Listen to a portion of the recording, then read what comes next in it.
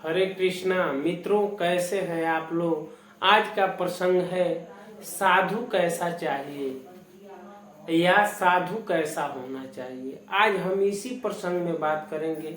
मित्रों, साधु के अंदर कौन सा गुण होता है जो जो दूसरों पे अपना वो प्रभाव डालता है। आज हम इसी प्रसंग में बात करेंगे।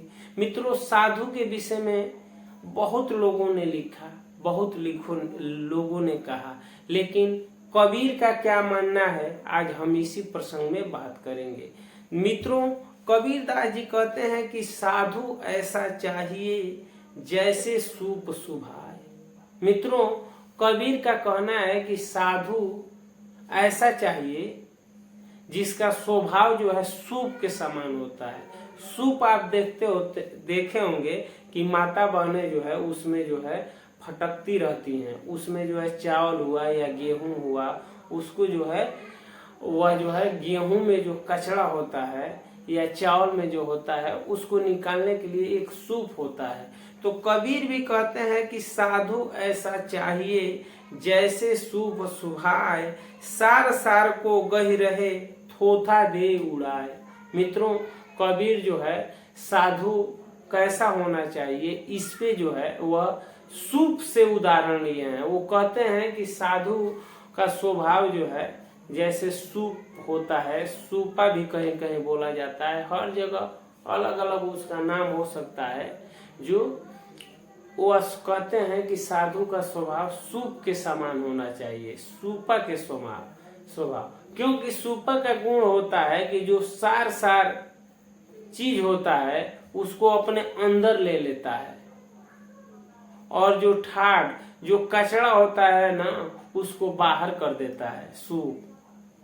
तो इसलिए जो है साधु या जो विद्वान होता है, जो ब्राह्मण होता है, जो वैष्णव होता है, आप जो है उसके सामने जाएंगे तो आप कुछ भी कहते रहिए, वह जो है सार चीज को ले लेता है। और जो कचड़े वाली बात होती है, जैसे मान लीजिए माता बहनें चावल को जो है फटकती हैं, तो उसमें जो भी कचरा होता है, कील होता है, पत्थर होता है, उसको वह सूप से जो है बाहर निकाल देती हैं। और जो अच्छा चीज होता है वह सूप में ही ले लेती हैं, और जो कचरा वाला चीज है उसको बाहर कर देती है। उसी तरह कबीर कहते हैं कि आप जो है जो अच्छे लोग होते हैं, जो विद्वान होते हैं, जो साधु होते हैं, उनका स्वभाव बिल्कुल सूप जैसा होना चाहिए।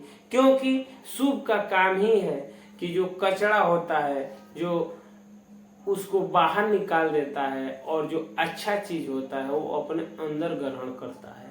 मित्रों, हम इस प्रसंग से हम सीख लेते हैं कि हमारे जीवन में जो कुछ हो रहा है या होगा या हो चुका है, उससे हमें यही सीख लेना चाहिए। जो बुरी चीजें हैं उसको जो है निकाल देना चाहिए, जो अच्छी चीजें हैं उसी का जो है हमें अनुसरण करना चाहिए। ऐसा नहीं है कोई आपके सामने जो है बहुत ही गलत पेश आता है तो उसमें भी आप जो है जो सार चीज है, जो गुण वाली चीजें हैं उसको ग्रहण करिए।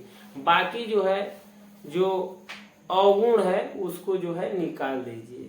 यही साधु का गुण है।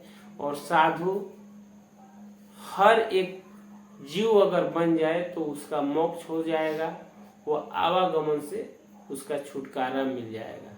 मित्रों, आपने जो यह प्रश्न किया था कि साधु का कैसा स्वभाव होता है, साधु कैसा होना चाहिए, तो उसको जो हमने कबीर दास की इस साखी के माध्यम से आपको समझाने का प्रयास करिएगा।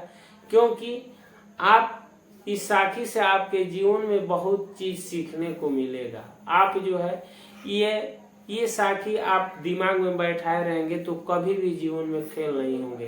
क्यों नहीं होंगे? क्योंकि जो है आप जहां भी जाएंगे, कौन कैसा बात कर रहा है, आप केवल उस सार चीज को, जो गुण वाली उससे बातें निकल रही है, उसको आप ग्रहण करेंगे। बाकी जो है जो बेकार की बातें बोलता है उसको आप निकाल देंगे, जैसे सूप निकाल देता है। तो घबराने वाली बिल्कुल बात नहीं है।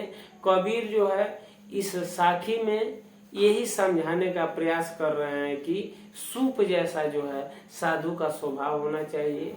और विद्वान हो या वैष्णव हो, साधु का मतलब ये नहीं है कि उसका कोई एक वेशभूषा हो। साधु किसी भी रूप में रह सकता है, उसका जीवन जैसा भी हो। ऐसा नहीं है कि वह दाढ़ी रखे और जो है कपड़ा लाल पीला पहने, ऐसा नहीं है। वह गृहस्थ भी हो सकता है, सन्यासी भी हो सकता है, ब्रह्मचारी भी हो सकता है।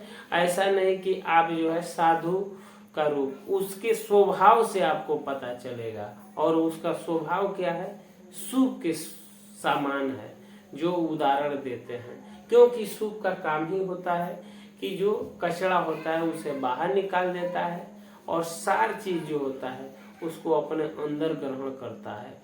तो साधु जैसा हमें और आपका भी स्वभाव हो जाए तो बढ़िया होगा। मित्रों, आज इस वीडियो में इतना ही।